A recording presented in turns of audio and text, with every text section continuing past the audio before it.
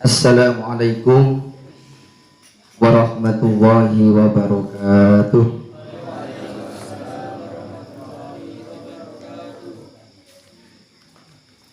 Alhamdulillahi rabbil alamin. Wa bihi nasta'inu ala umuri dunya waddin. Wassalatu wassalamu ala asyrafil anbiya wa imamil mursalin Sayyidina wa habibina wa syafi'ina Muhammadin sadiqil wa'dil amin wa ala alihi wa sahbihi ajma'in. Faqala ta'ala fi kitabihil karim wa astaqul qailin yarfa'illahu alladhina amanu minkum walladhina utul ilma darajat.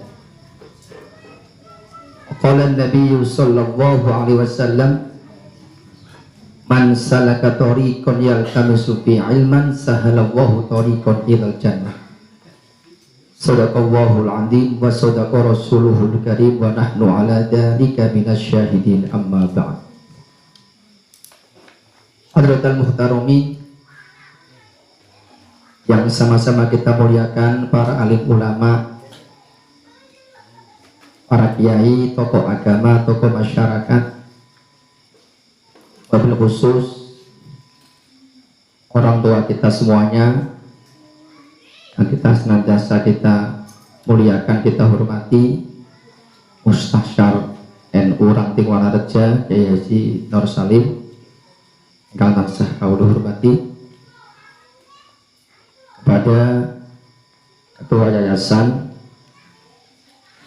Darul Ulum Asy-Syariah Bapak Haji Muzammil yang saya hormati, semua pengurus baik dari NU, Ansor, Muslimat, Fatayat, serta staf-staf yang saya hormati, bapak-bapak, ibu-ibu, kaum muslimin wal muslimat yang hadir pada kesempatan malam hari ini yang kami hormati, tidak ketinggalan para santriwan dan santriwati yang kami banggakan dan kami cintai. Alhamdulillah, pada kesempatan malam hari ini kita dapat melaksanakan kegiatan kita yang keempat kali, yang keempat betul ya, yang keempat kali, yang sebenarnya malam ini adalah tugasnya Bapak Mahmud, Ketua Rois Syuriah, yang ternyata tadi siang nelpon saya tidak bisa hadir dikarenakan sedang kurang sehat. Jadi terpaksa saya yang mewakili beliau. Semoga tidak mengurangi sopan santun saya sebagai anak muda kepada orang tua, karena sebenarnya saya tadi sudah agak nolak, teman tidak ada yang mau ganti, akhirnya terpaksa saya maju. Semoga kita semuanya dapat memaklumi dan dapat memperoleh daripada kegiatan malam hari ini keberkahan dunia sampai akhirat. Amin Allahumma amin.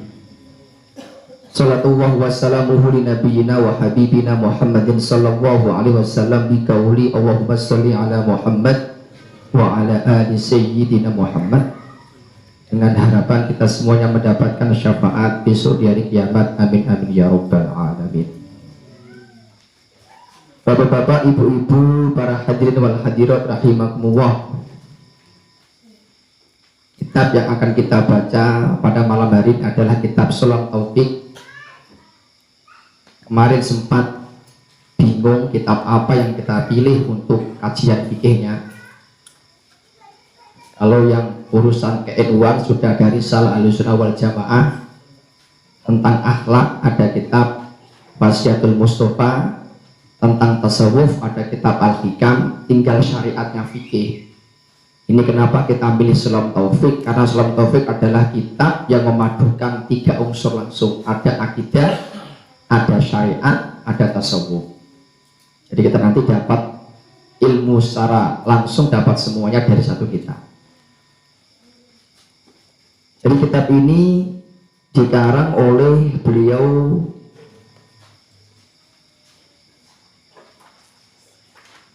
Al-Alim Al-Alamah Syekh Abdullah bin Husain bin Thohir bin Muhammad bin Hasib Ba'alawi dari Hadramaut Yaman ini. Kitab ini disarai oleh beberapa pensyarah. Salah satunya adalah kitab Is'adur Rafiq. Kemudian Berikatus Su'ud Tasdik, ini kitab yang dikarang oleh Imam Nawawi Al-Bantani, orang Indonesia, untuk menjelaskan daripada matan kitab Sulam Taufik yang kita sampaikan pada kesempatan malam hari ini. Sebelum kita memulai pembacaan kitab Sulam Taufik ini, mari kita bersama-sama kirim doa Fatihah kepada mu'allif dan kitab, dengan harapan semoga kita semuanya yang hadir pada kesempatan malam hari ini betul-betul mendapatkan keberkahan ilmunya, diberikan oleh Allah kekuatan iman Islam, dan yang penting lagi adalah kita semuanya dijadikan oleh Allah Ta'ala sebagai santri pun Hasyim Asy'ari karena melestarikan tradisi Ahlussunnah wal Jamaah. Amin Allahumma amin. Al-Hadaniyah wa bisyaratir Rasulullah. Al-Fatihah. A'udzu billahi minasyaitonir rajim. Bismillahirrahmanirrahim. Alhamdulillahi Rabbil Alamin Ar-Rahmanir Rahim Maliki Yawmiddin Iyyaka na'budu wa iyyaka nasta'in Ihdinas siratal mustaqim Siratal ladzina an'amta 'alaihim ghairil maghdubi 'alaihim waladdallin. Amin. Ila Mustafa Muhammadin sallallahu alaihi wasallam wa ala alihi wa ashabihi. Subhana hadrati mu'allifatil kitab. Abdul Husain. Al-Fatihah. A'udzu billahi minasyaitonir rajim. Bismillahirrahmanirrahim. Alhamdulillahi rabbil alamin. Arrahmanir rahim. Maliki yaumiddin. Iyyaka na'budu wa iyyaka nasta'in. Ihdinas siratal mustaqim. Siratal ladzina an'amta 'alaihim ghairil maghdubi 'alaihim waladdallin. Rabbi ighfirli wa liwalidayya wa li jami'il mu'minina amin ya rabbal alamin. Bismillahirrahmanirrahim. Qala al-mu'allif rahimahullahu ta'ala wa nafa'ana bi ulumihi fid dharaini amin ya rabbal alamin. Bismillahirrahmanirrahim. Alhamdu utawi puji lillahi ku kedue Allah rabbil alamin kang mengirani wong alam kabeh. Iki mukadimah pun diterangke wingi. Wa asyhadu lan yaksani sapa ingsun an ing satemene kelakuan la ilaha iku ora ana pangeran kang hak den sembah iku maujud illallah kejaba Allah. Wahdahu hale suwijine Allah la syarika ora ana sekuton lahu iku kedue Allah. Wa asyhadu anna wa asyhadu lan nakseni sapa ingsun anna Muhammadan ing satemene Kanjeng Nabi Muhammad abduhu iku kawulane Allah wa rasuluhu lan rasuli Allah sallallahu alaihi wasallam. Wa ala alihi lan ing atase pira-pira keluarga Nabi Muhammad wa sahbihi lan sahabati Muhammad wa tabi'ina lan pira-pira wong kang padha manut kabeh. Terus di mukadimah ini saya sering menyampaikan bahwa ada mukadimah hakiki, ada mukadimah idhofi. Kalau mukadimah hakiki adalah setiap mukadimah dalam kitab yang dimulai dengan ucapan Bismillahirrahmanirrahim, itu namanya mukadimah hakiki. Kalau mukadimah idhofi adalah setiap mukadimah yang dibuka dengan hamdalah. Jadi di sini Syekh Ba'alawi ini mengatakan dalam kitab mukadimahnya ini dengan kata-kata Bismillahirrahmanirrahim Alhamdulillahirabbil alamin, berarti beliau itu menggabungkan antara dua mukadimah sekaligus, mukadimah hakiki dan mukadimah idhofi. Karena berdasarkan sebuah hadis Rasulullah SAW mengatakan kullu amrin dibalin la yabtadi'u bi bismillahirrahmanirrahim. Kemudian beliau mengatakan setiap ucapan atau setiap perbuatan ingkang sae yang tidak dimulai dengan bismillahirrahmanirrahim, maka dikatakan di sini fal akto, ada yang mengatakan abro, macam-macam nih dalilipun. Napa artosipun? Artinya adalah maka keberkahannya itu sedikit sekali, hilang dari keberkahan. Dan sehingga di sini setiap ulama-ulama yang mengarang kitab itu pasti membuka setiap mukadimahnya dengan bismillah ataupun alhamdulillah, dengan harapan adalah semoga kitab ini mendapatkan keberkahan dari Allah Subhanahu wa ta'ala. Ini pun mukadimah. Selanjutnya pun amma ba'du anapun yang dalam sawuse kang sinebut fahadha mongkotawi iki juz'un iku juz latifun kang sogir cilik yassaro kan gampangake sapa dan gampangake hu ing juz'un latifun Allah sapa Allah ta'ala maulur sapa Allah fima ing dalam perkara yajibu kang wajib ta'allumuhu apa belajar ma wa ta'limuhu lan ngajarake ma. Jadi kitab niki dikatakan oleh Alif adalah kitab yang kecil, tidak kitab yang besar, kitab yang kecil tetapi besar sekali kandungannya. Kenapa? Sebab di dalam kitab ini mengandung berbagai macam kajian-kajian tentang keimanan seseorang, yang mana ketika orang ini tidak belajar kitab ini nanti akan terjadi berbagai macam hal-hal yang merorong keimanannya. Karena orang kalau sekuat apapun ibadahnya, kalau tidak pernah dikasih kajian-kajian keimanan, ini biasanya nanti akan mudah terpengaruh oleh amalia-amalia atau perbuatan-perbuatan yang sifatnya menjurus kepada kesyirikan. Nanti dibahas di sini secara komplit tentang masalah tadi. Wal amalu utawi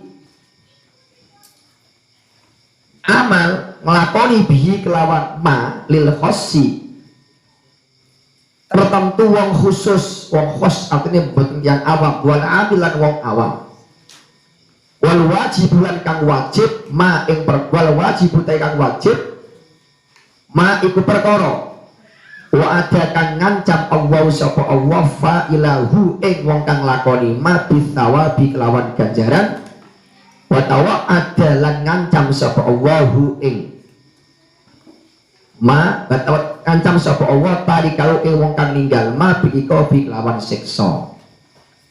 Jadi wajib orang belajar kitab niki dalam artian apa? Mempelajari kitab-kitab yang berkaitan dengan akidah. Makanya ketika kita membahas dalam kitab napa Ta'limul Muta'alim itu diterangkan bahwa pertama kali orang itu belajar adalah wajib mempelajari ilmu hal. Amat ilmu hal, yaitu ilmu yang berkaitan dengan keadaan dia saat itu. Artinya wajib mempelajari ilmu yang berkaitan dengan halia dia dalam urusan ibadah ataupun halia dia dalam urusan etikot atau keyakinan. Makanya kan ngeten Pak Bu, orang itu kenapa ada rukun Islam, ada rukun iman? Kalau keyakinan seseorang itu berbentuk keyakinan dalam hati atau etikot di dalam hati, itu cukup kita mengimani wujudnya Allah, mengimani 6 rukun iman itu sudah dikatakan iman. Cuman karena iman ini berbentuk batiniah, berbentuk apa? Berbentuk hal-hal ingkang sifatnya boten ketinggal. Contoh misalnya jenengan delok wong ditakoni kamu iman atau tidak, saya iman. Sebatas lesan, ati kan sing ngucapke, ati kan sing apa sing dipandang boten ucapan dia. Sehingga untuk membuktikan keimanan seseorang itu Islam niki membuat batasan-batasan, diantaranya adalah dengan praktek jawarihnya seperti apa. Ada orang ngakunya iman tapi tidak sholat, itu artinya iman dia nggak terbukti dengan fakta di lapangan.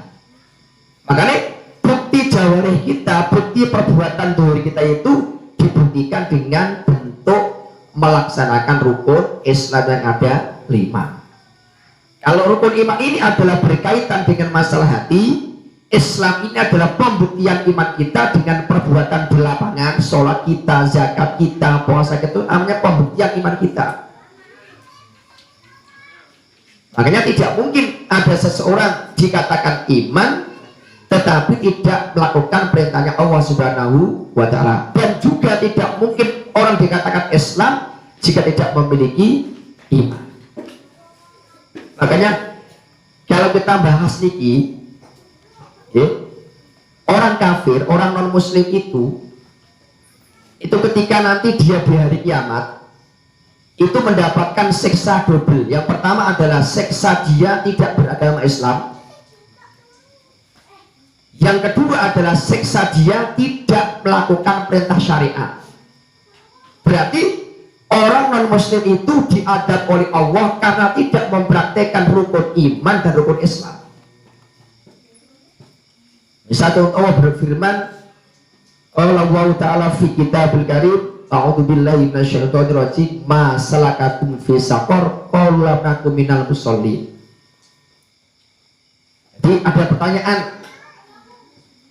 kenapa orang-orang kafir niki kok masuk ke neraka sakor? Kenapa sampeyan mlebu neraka sakor? Alasannya apa? Qalu lam nakum minal musallin. Mereka menjawab, karena kami tidak melaksanakan sholat atau tidak bagian dari orang-orang yang melaksanakan sholat. Berarti apa? Orang kafir ini diadab oleh Allah karena meninggalkan sholat. Sementara sholat itu tidak bisa sah tanpa masuk Islam terlebih dahulu. Berarti kekafiran dia mendapatkan adab tersendiri, tarkus sholatnya dapat adab tersendiri. Itu orang kafir.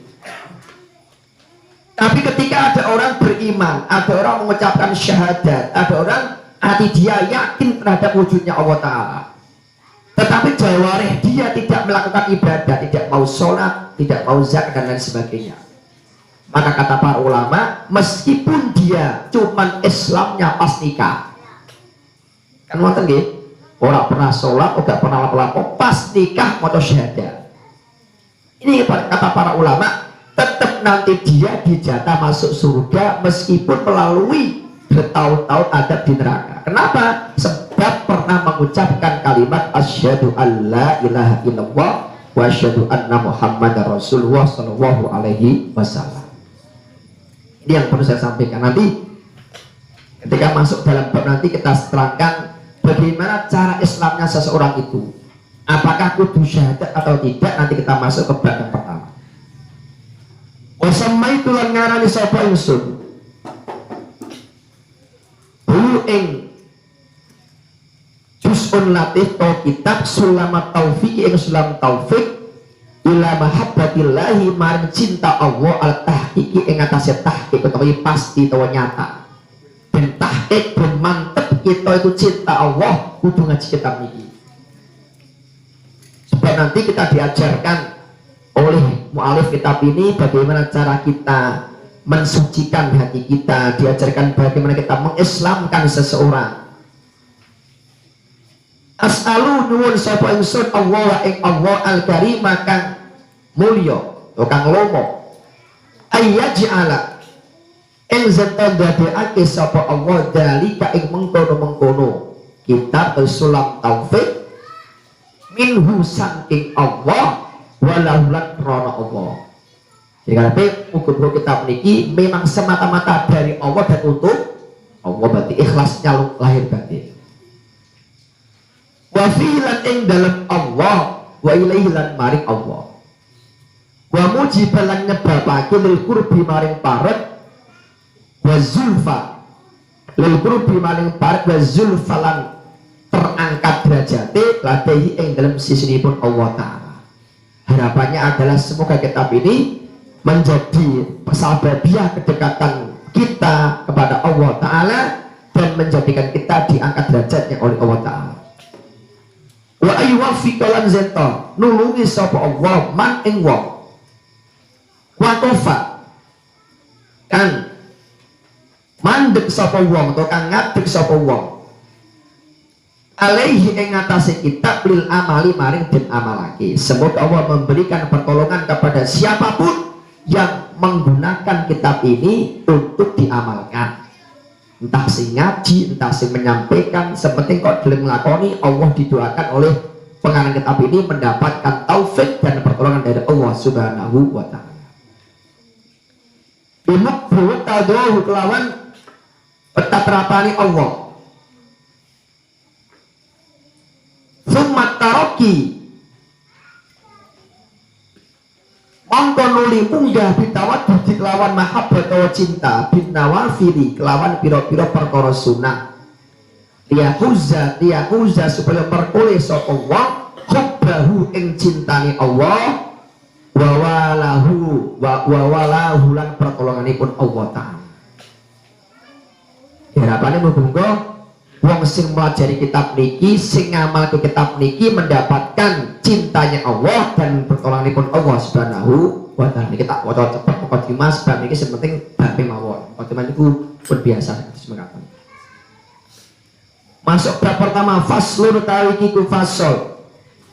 Wajib ala kafatil mukallafina ing atase sekabehane wong mukallaf. Ad-dukhulu apa mlebu fi dinil islami ing dalam agama Islam. Wasubuti lan netepi fihi ing dalam Islam alat dawami ing atase langgeng atau selawas-lawase. Ini Pak, redaksinya menggunakan yajibu. Okay. Kalau ada dalam Al-Quran hadis, redaksi suatu teks itu menggunakan kata-kata kataba atau kutiba, farodo, wajaba, yajibu, maka memiliki kandungan makna wajib secara ainiyah. Artinya ketika ditinggalkan dia berdosa. Nah, maka terus dibahas panjang. Wajib itu bagaimana? Wajib itu ya pokoknya perkara sing ketika ditinggal dilaksanakan mendapatkan pahala, ketika ditinggalkan mendapatkan dosa. Itu namanya apa? Namanya wajib. Kemudian ada wajib ainiyah, ada wajib kifaiyah. Wajib ainiyah, pribadi wajib ainiyah adalah kewajiban yang dibebankan kepada setiap individu mukallaf. Sholat 5 waktu, sholat Jumat, zakat fitrah, puasa Ramadan, itu namanya wajib ainiyah. Ditinggalkan dia dosa dan tidak boleh diwakilkan kepada siapapun. Makanya ketika ada orang kok nggak sholat, nggak iso ngomong ini, wes tak wakil ke sampean, tidak bisa, karena ini sifatnya adalah individu. Kecuali nanti kasusnya ketika ada orang meninggal dunia, kemudian dia meninggalkan banyak tanggungan sholat, meninggalkan sholatnya 1 bulan, meninggalkan puasanya 1 bulan, maka ahli warisnya yang masih hidup ini diberi 2 pilihan. Yang pertama, disuruh mengkodok sholat yang ditinggalkan atau puasa yang ditinggalkan. Yang kedua, kalau tidak mampu berpuasa, maka solusi kedua adalah bayar fidyah. Fidyah, satu untuk 1 hari itu dihitung adalah 1 sholatan dihitung 0,55 gram atau sekitar setengah kilo lebih sedikit. Saya paling pas jamel 1 kilo aja biar tidak ragu. Ini pendapat yang paling kuat. Jadi ketika ada keluarga ini meninggal dunia, kewajiban ahli waris adalah menyelesaikan urusan berkaitan dengan ibadahnya. Di sini saya sampaikan Pak Budi, jangan sampai kita niki menjadi keluarga jenazah niki jadi wong sing mboten paham syariat. Kenapa? Ketika ada orang tua meninggal, kemudian anak-anaknya, kemudian cucu-cucunya boten mementingkan urusan tanggungannya sing mayit, malah memikirkan warisan ini luar biasa nanti adab dia dikubur. Jadi pertama adalah apakah si mayit ini punya hutang urusan ibadah atau tidak. Kalau punya, kalau bisa sebelum 1 minggu dimakamkan, selesaikan dulu urusannya. Punya hutang zakat, selesaikan zakatnya. Punya punya utang puasa, selesaikan utang puasanya. Sholat, selesaikan sholatnya. Kalau ternyata yang ditinggalkan ini sholatnya banyak, contohnya dia 1 tahun nggak sholat, itu berapa? 365 orang, 365 hari dikalikan 5 waktu. Maka ulama memberikan solusi, undanglah wong 305, kemudian 1 orang diajak jamaah, 1 orang 5 waktu. Nah, sanggup 30 orang cukup, nanti di pojok berulang-ulang. Seperti selesaikan dalam jangka 1 minggu, wis rampung kabeh urusan. Kalau sudah selesai, maka apakah ini mayat punya tanggungan hakul adami? Kalau dia punya hutang sama orang lain, segera diselesaikan. Kalau sudah selesai, maka yang ketiga adalah apakah dia punya kaitan dengan masalah gadian. Misal contoh dia punya gadian atau apa, utang ke sama, selesaikan dulu. Baru keempat bahas wasiat. Apa dulu dia wasiatnya? Boleh dipahami nih Pak Bu. Dalam urusan fikih ini nanti ada bahasan 2, ada namanya wasiat, ada namanya isok. Ini kadang-kadang orang salah memahami tentang 2 definisi ini. Kalau wasiat itu kaitan pesannya seorang yang mau meninggal dunia kepada ahli warisnya terkait urusan malia. Contoh misalnya gini, nanti kalau mati, tolong hartaku yang sepertiga berikan kepada masjid atau pesantren untuk infak saya. Terus itu namanya wasiat.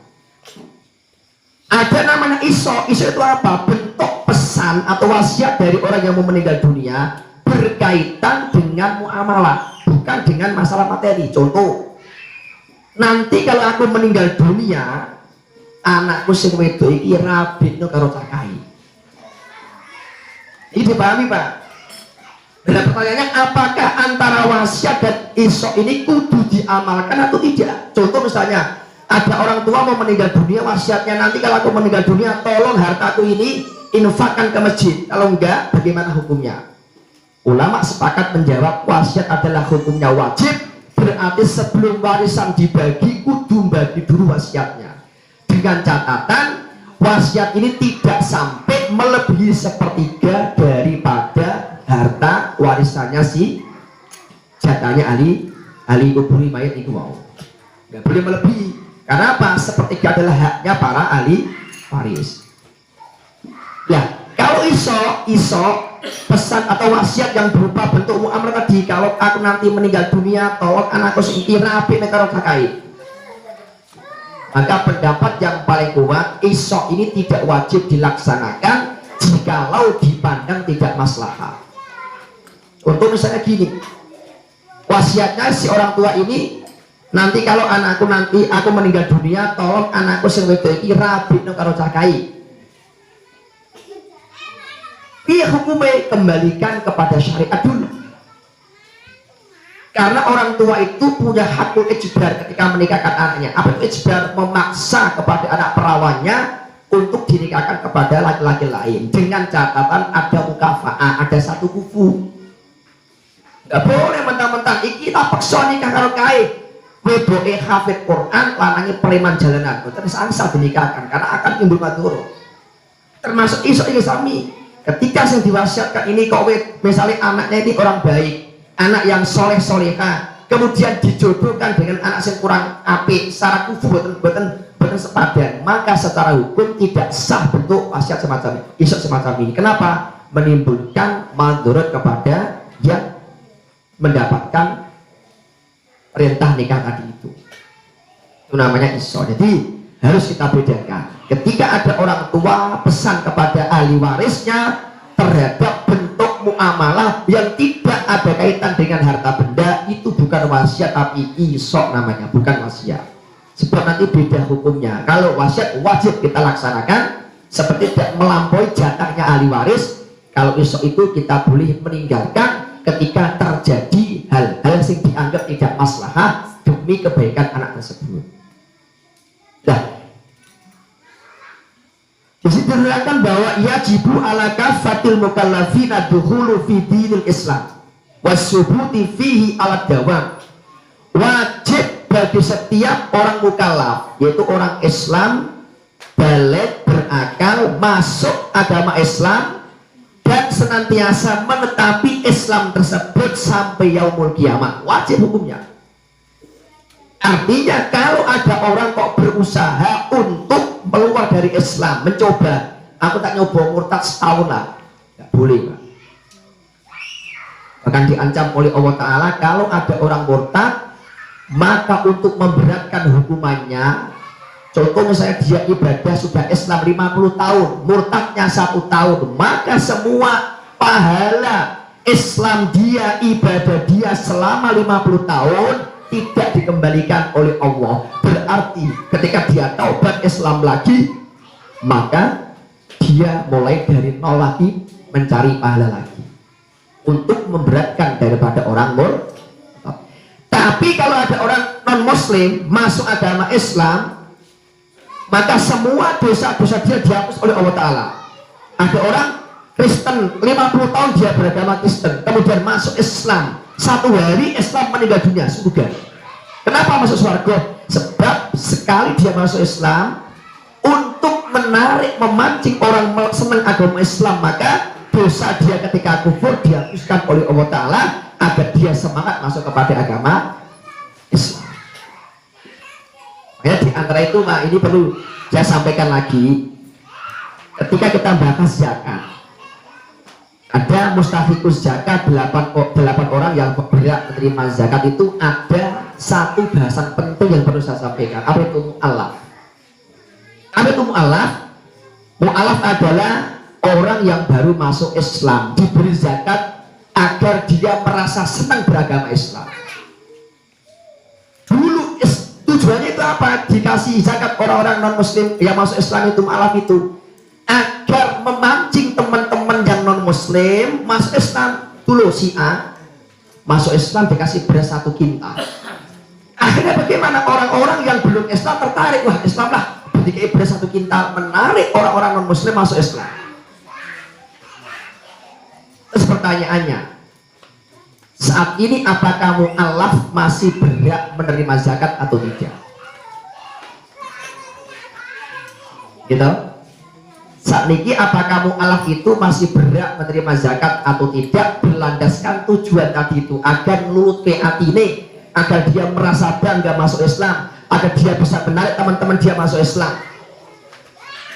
Karena sekarang ini kita jujur atau nggak jujur, pancingan bentuk zakat itu tidak bisa serta-merta menjadikan non muslim masuk Islam. Nggak bisa sekarang, nggak bisa.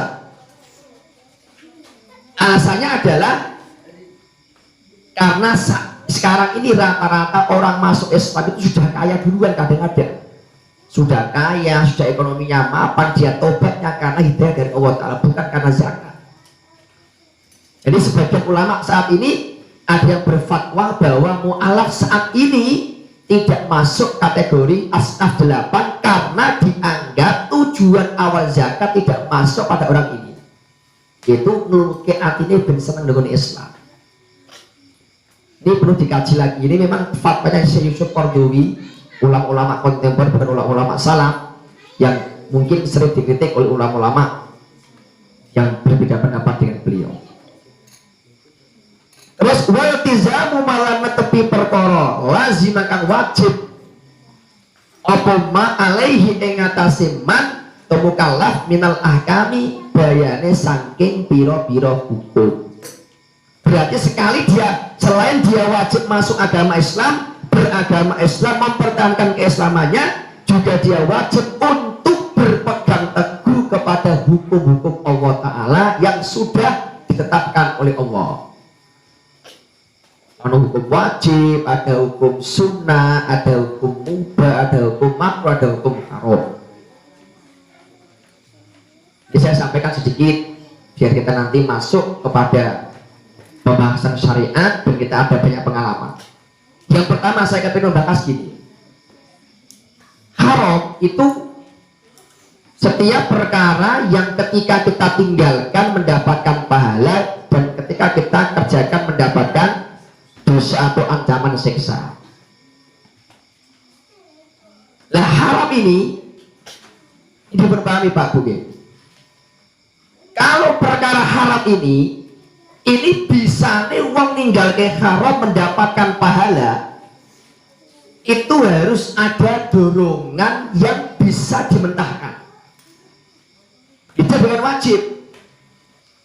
Beda dengan wajib. Kalau wajib ini sekali dia niat, tetapi tidak jadi melaksanakan, dia mendapatkan pahala. Contoh, ada orang mau ke masjid jamaah sholat, delalah sudah niat mau jamaah ke masjid, ada cobaan apa? Kudu ngising, kebelet tipis, kebelet ngising. Kemudian dia nggak jadi jamaah, lari ke WC.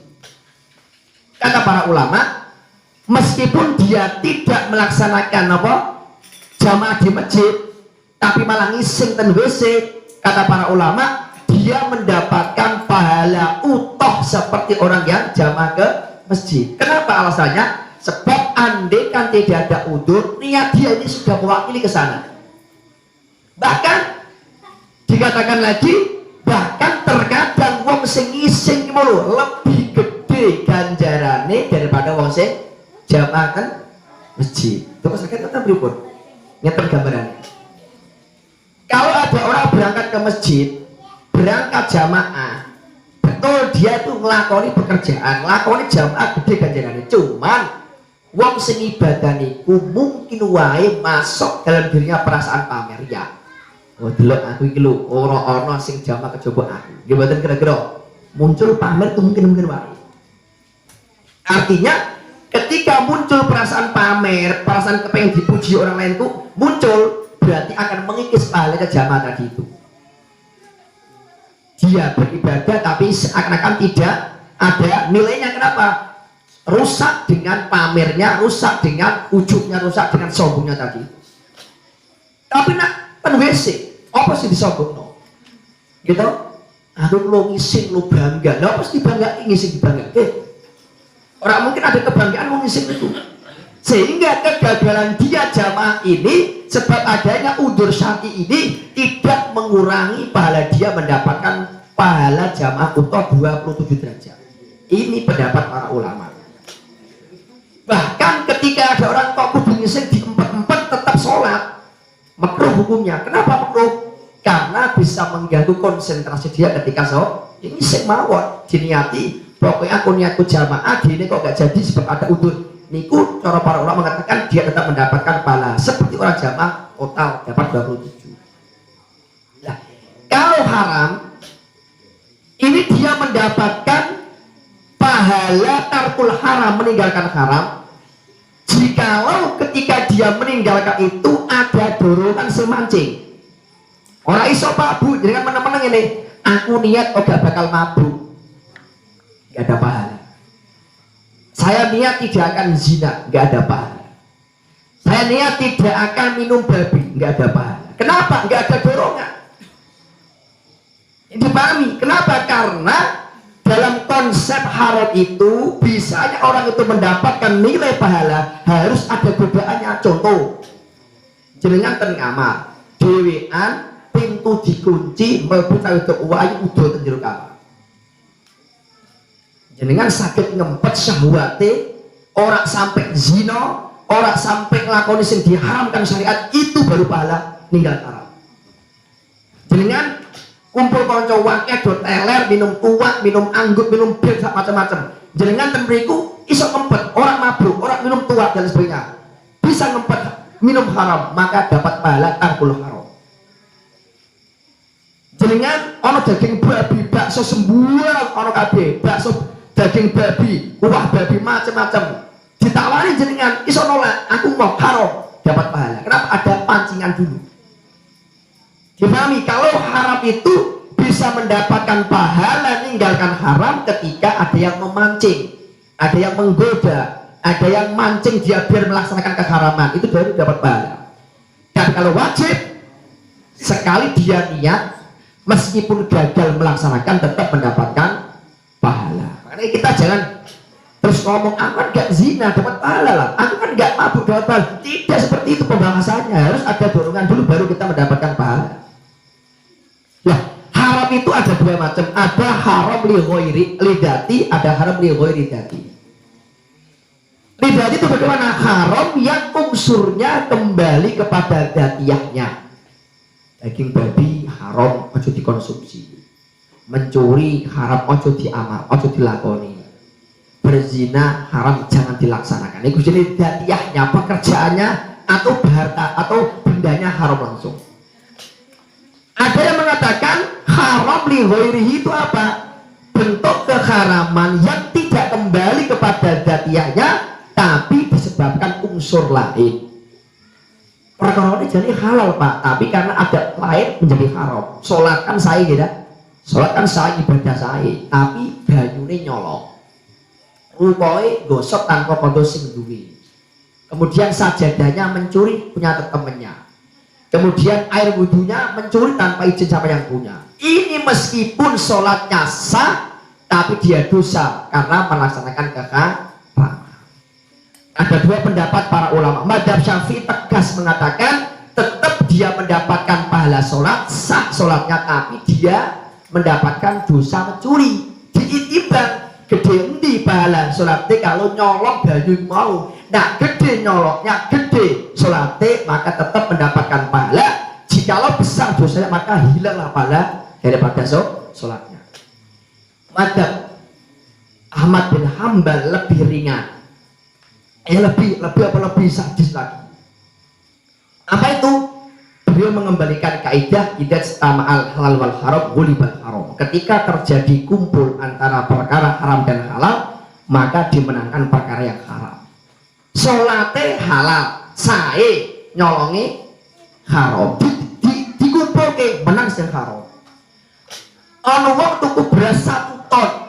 Transaksine sing 1 sak ini ada sak tetes, nopo sak tetes liurnya babi, atau sak gelas air kencing dicampur dalam satu transaksi. Aku beli beras 1 ton dan kencingnya babi di sak yang ini dengan total nilai 2 juta rupiah, maka semua menjadi haram.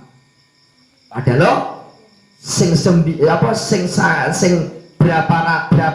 sak niku halal, 1 sak yang kemasukan najis ini karena diakati 1 transaksi maka hukumnya menjadi haram semua. Itu namanya kaidah idza al halal haram mulibal haram. Berarti sami kali ini karena sholat itu halal, nyolongi itu haram, ketika dikumpulkan dalam satu amaliyah maka dimenangkan perkara yang haram. Berarti cara madzhab Ahmad bin Hambal wajib qodok sholat malih, batal sholat. Ini masalah hukum haram. Mubah itu apa? Mubah adalah perkara yang antara ditinggalkan atau dilaksanakan tidak mendapatkan pahala apa ataupun dosa. Ini secara pengertian yang mudah. Tetapi perkara mubah ini kadang-kadang bisa berubah menjadi perkara sunnah jika diniati takwa. Orang makan gak ada pahalanya, orang kerja gak ada pahalanya, orang tidur gak ada pahalanya. Mubah, tapi diniati aku kerja, nak wis kerja itu duit kanggo sang ibadah dan ganjaran. Aku mangan, nak aku seger sehat, kerja kulo sregep kanggo ibadah dapat pahala.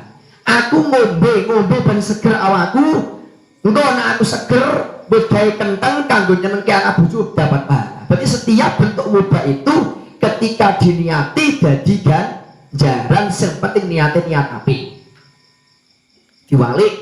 Nah, kapan perkara mubah ini diniati haram? Ana wong ngombe banyu. Ngomong ngeten. Iki tak niati ngombe tuwak. Haram, Pak. Hati-hati nih. Niki sering kalau sampai akan yang kedua niki termasuk perkara mubah tapi dadi haram. Niki napa? Ana wong lanang ngumpuli sing wedok, nggih. Contoh misalnya bojone jenenge Siti, dikumpuli, pas ngumpuli diniati Sri. Haram. Kenapa? Sebab sakjane halal bojone wong dilikahi kok. Tapi ketika diniati niki lho, iki aku niat ngumpuli wong liya, haram seperti zina. Orang zina tapi dianggap seperti zina. Itu jenenge perkara halal, tapi ketika diniati haram menjadi haram. Nah, perkara sing halal iki terkadang nanti yang konsepnya perkara sing halal iki sing mubah niku wau, maka ketika terjadi perkara mubah ini tidak diketahui status hukumnya. Contoh misalnya ada orang pergi ke hutan nemoke barang sing langka, oh gak pernah diketahui itu jenis apa, gak ngerti. Piye hukumnya boleh kita konsumsi? Boleh kita konsumsi dengan catatan belum menemukan dalil yang mengharamkan. Nah, Imam Ghazali lebih rada hati-hati, ditunggu status hukumnya dulu. Kalau kita menemukan dalilnya ini halal haram baru kita konsumsi. Kalau enggak, oh jadi konsumsi bisa, enggak boleh seperti itu. Terus muncul pertanyaan banyak apa? Ini yang saya kembangkan. Bagaimana hukumnya vaksin meningitis ketika jamaah haji ke Mekah? Itu kita mengaku atau tidak mengakui menggunakan zat babi. Ini betul. Vaksin meningitis yang dipakai dulu ketika ada flu babi itu kan, pemerintah Saudi mewajibkan setiap jamaah Indonesia ataupun yang lain harus divaksin meningitis untuk mencegah flu babi di sana. Pertanyaannya, bagaimanakah hukumnya mengkonsumsi vaksin meningitis karena itu diwajibkan pemerintah Saudi? Ini ramai dulu dibahas masalah ini. Karena kayak kita mengatakan bahwa kullu syai'in kharaja min dzatil khinjiri fahuwa haramun. Setiap perkara apapun yang keluar dari zatnya babi, mbok ilere, mbok keringete, mbok kulite, mbok daging, semuanya haram hukumnya. Ini ada yang mengatakan ini dari zat babi. Iya hukumnya ini. Nah, inilah enaknya kita itu punya banyak ulama, Pak. Makanya saya mengatakan dalam kondisi tertentu itu jangan fanatik madzhab dulu, harus syafi'i. Kalau syafi'i tidak diterima, harus seperti itu dulu. Dalam satu kasus kita perlu ikut pendapat ulama lain. Hanya salah satu ciri khasnya orang Ahlussunnah adalah qabulul khilafi bainal ulama, menerima perbedaan di antara para ulama. Ulama yang berani mengatakan bahwa vaksin itu halal adalah madzhab Hanafi. Kenapa? Kaidahnya Hanafi adalah kalau ada zatnya babi, zatnya anjing, sudah istihlak, sudah rusak campur dengan zat yang lain, maka dianggap sudah hilang zatnya itu. Cuman madzhab Hanafi yang tegas mengatakan boleh, yang lain nggak boleh. Madzhab Syafi'i mengharamkan, madzhab Hambali mengharamkan. Kenapa? Itu zatnya babi. Apa diolah piye wae, dicampur wae, tetep ono zat babi kono wae itu dikonsumsi piye. Oh zatnya babi kok. Kuahnya aja kan opone dagingnya. Kan ngoten.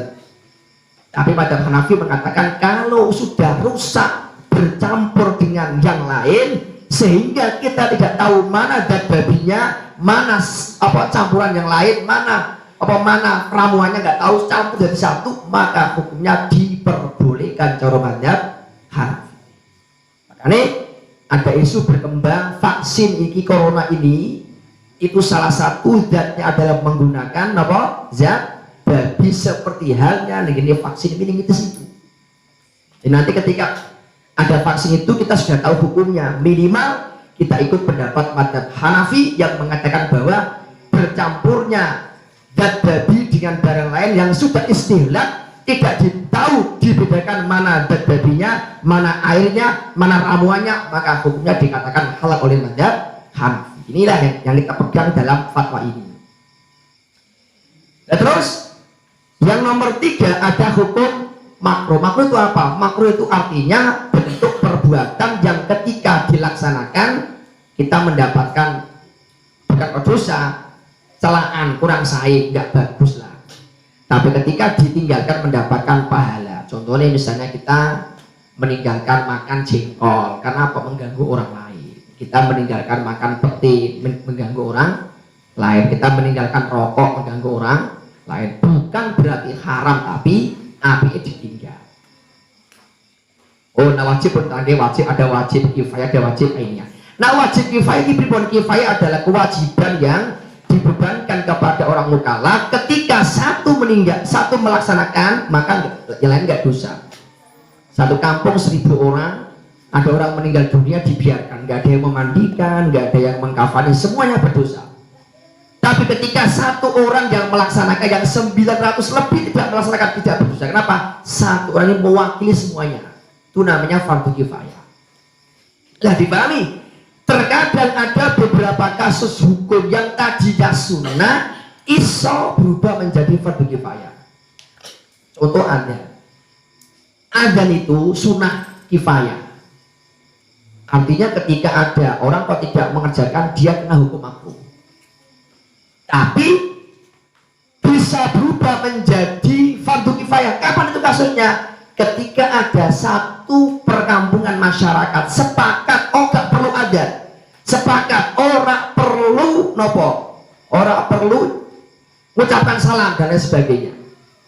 Ketika ada orang sepakat meniadakan adzan, maka semuanya berdosa. Kenapa? Akan menghilangkan syiarnya perintahnya Allah Ta'ala. Coba misalnya sakit dondong orang adzan kabeh, orang apik, dosa kabeh. Kenapa? Menghilangkan syiarnya agama Islam.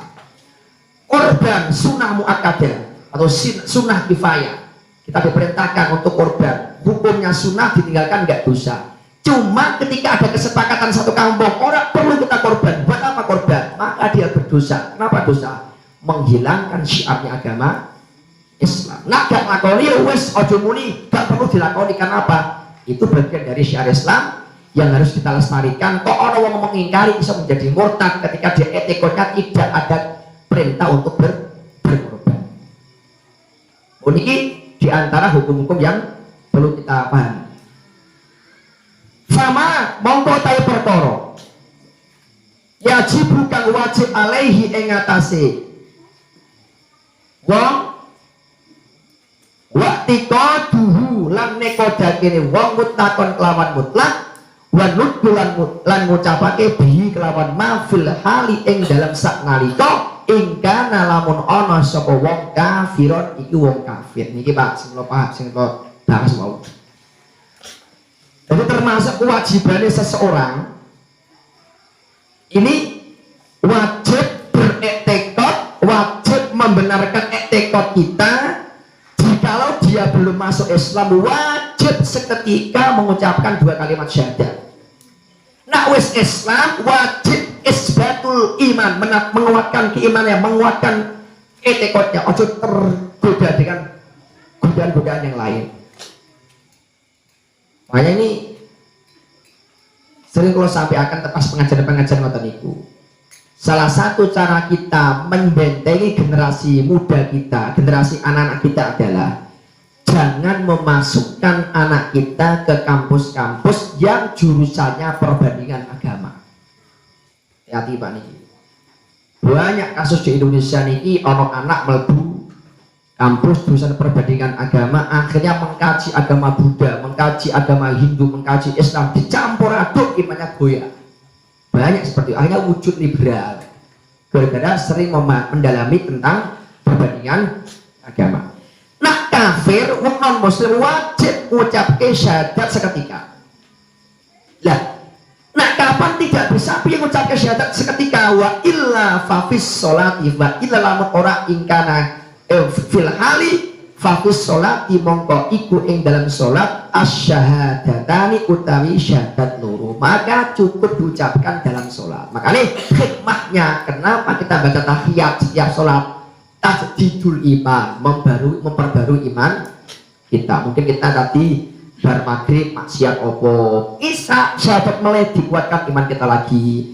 Mungkin kita berisya, mungkin ngomong-ngomong saru sampai jerumus kepada kemurtadan. Subuh sholat iman kita diperbarui terus sampai. Makanya fungsinya adalah setiap kita sholat adalah tajdidul iman, memperbarui iman kita. Sopo ngerti tanpa sengaja kita mengucapkan kata-kata yang menimbulkan kemurtadan. Lah ini kalau sampai akan malih caranya wong Islam niki, wong niku dikatakan Islam niki melalui 3 ketentuan atau tiga cara. Yang pertama, nah kapan dia dari non muslim menuju ke Islam, dari non muslim menuju ke Islam wajib mengucapkan 2 kalimat syahadat, asyhadu an la ilaha illallah wa asyhadu anna muhammadar rasulullah. Kudu diucapin, agak boten sah keimanannya. kedua, Islam itu bisa terjadi disebabkan karena unsur lakitoh atau lakit atau malkut barang temuan. Contoh, wong Islam melaku ning negara sing non muslim penduduknya mayoritas. Kemudian dia menemukan bayi di tengah hutan pinggir jalan, ditemu dibawa pulang. Dia nggak tahu sopo bapak ini ki anak. Secara normal karena dia hidup di negara sing akeh non muslim, mungkin aneh non muslim, anak wong Kristen mungkin. Tetapi ketika dibawa oleh orang Islam ke rumahnya, otomatis agama ini anak ikut agama si yang membawa, tidak pengaruh terhadap bapaknya. Bapak aneh apa Buddha, Hindu gak peduli. Oke, gak peduli. Kenapa? Sewaktu dia dibawa pulang oleh orang yang nemu tadi itu akan mengikuti agama si yang menemukan tadi. Itu namanya sebab lakit atau ditemukan di tempat-tempat tertentu. Yang ketiga, Islam itu bisa juga terjadi disebabkan karena sabiyu. Orang Islam perang dengan orang non muslim di negara non muslim. Orang Islam nyerang Amerika, di Amerika perang, Amerikanya kalah. Kemudian orang Islam membawa beberapa tawanan-tawanan, termasuk membawa tawanan anak-anak kecil. Maka jika sudah sampai ke Indonesia atau sampai ke negara Islam, niki anak otomatis mengikuti agamane wong sing boyong ke tempat atau ke tempat yang ditempati oleh orang tadi. Artinya dia mengikuti agamane orang yang memboyong tadi itu. Nah, berarti ketika kita praktekkan di Indonesia ini mayoritas non muslim yang ada di Indonesia ini masuk kategori apa? Karena gini, orang non muslim itu ada 4 macam tingkatan. Ada kafir harbi, ada kafir mustakman, ada kafir dhimmi, ada kafir muahad.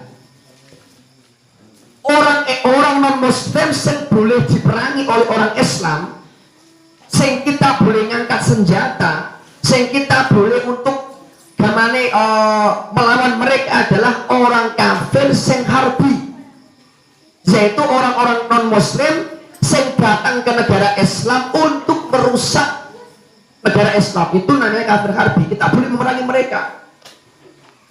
Nah, senten Indonesia menikah, senten Indonesia menikah niku mboten masuk kategori kafir harbi. Makanya kalau ada orang teroris ngomong takbir sebab wong kafir, itu salah paham. Kenapa? Sebab orang-orang non muslim yang datang ke Indonesia niki rata-rata membawa visa, gitu kan? Ono visa dari pemerintah, ono cap paspornya. Lah, visa itu cara ilmu fikih disebut jenis kafir mustakman. Ada jaminan keamanan dari pemerintah Islam, jadi tidak boleh mentang-mentang dia non muslim datang ke Bali dibom. Salah besar. Kenapa? Karena dia datang ke Indonesia ini dianggap sebagai tamu kehormatan, mendapatkan jaminan keamanan dari pemerintah Islam. Nomor tiga, ada namanya kafir dhimmi. Apa itu kafir dhimmi? Kafir dhimmi adalah orang-orang kafir yang tinggal di negara Islam dengan cara membayar pajak atau upeti.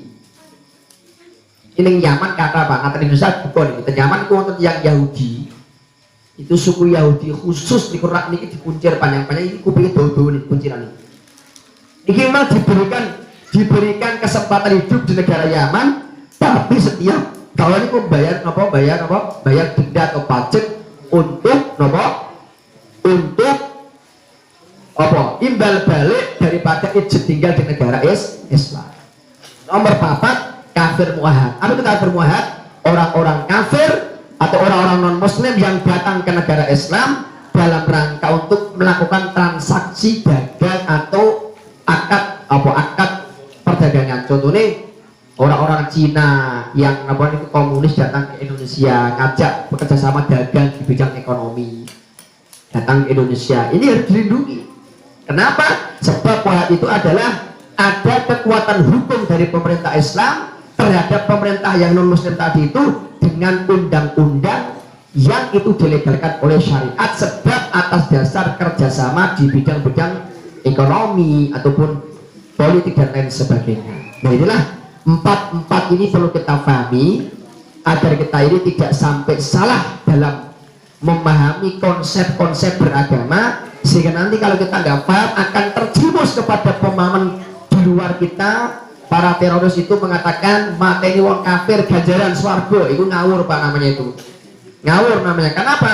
Kafir di Indonesia itu kafir mustakman, kafir muahad, dilindungi oleh pemerintah. Berarti kalau ada orang kok napa niku ngaruh biru atau mengganggu orang kafir di Indonesia, itu termasuk sama dengan mengganggu orang Islam. Makanya ketika ada orang Islam kok mencuri hartanya orang kafir demi, sama dengan pencuri Islam dipotong tangan ketika menggunakan hukum Islam. Nah makanya kita jadi orang Islam harus selektif terhadap paham-paham semacam itu, dan kita jangan sampai gampang menyalahkan orang lain, gampang mengkafirkan orang lain. Siapa tahu mereka saat ini non muslim, mungkin terdapat petunjuk dari Allah Subhanahu wa ta'ala. Ini sampun jamin lagi. Mudah-mudahan manfaat. Ya, mudah-mudahan manfaat. Iki mangke dan disambung Pak Mahmud dan sampun tekan kalimat wa huma asyhadu alla ilaha illallah wa asyhadu anna muhammadar rasulullah. Wa huma utawi asyhadani asyhadu alla ilaha illallah wa asyhadu anna muhammadar rasulullah sallallahu alaihi wasallam. Mudah-mudahan manfaat. Kita sareng-sareng kanthi ngaji ingkang sedap menika menambah wawasan kita semuanya. Saja nih kepingin itu wonten soal Jawa Pak, tapi karena kondisi waktu daluit, makanya kapan-kapan kita sendirikan jadwal buka pertanyaannya. Atau mungkin ngeten sakit Pak Bu, sak mana wonten napa janggal-janggal tentang hukum, sakit dipun tulis, kita sakit dipun tulis, mangke diberikan kepada Mas Fathur Rahman. Nanti pertemuan minggu depan kita bacakan jawabannya. Wonten mawon nggih, lebih efektif biar gak mengurangi waktu kita. Nah saya takut dia langsung kadang-kadang terbentur waktu. Sebelum kita tutup, mari kita sama-sama baca burdah sekali dengan harapan muga-muga kanthi kegiatan menika linggih kita dapat pahala dari Allah Ta'ala, langkah kita mendapatkan pahala dari Allah Subhanahu wa Ta'ala, dan ilmu yang kita dengarkan, yang kita sampaikan mendapatkan ridho dari Allah Subhanahu wa Ta'ala. Jika kita sakit mengamalkan, sakit mendapatkan wawasan dan berbagai macam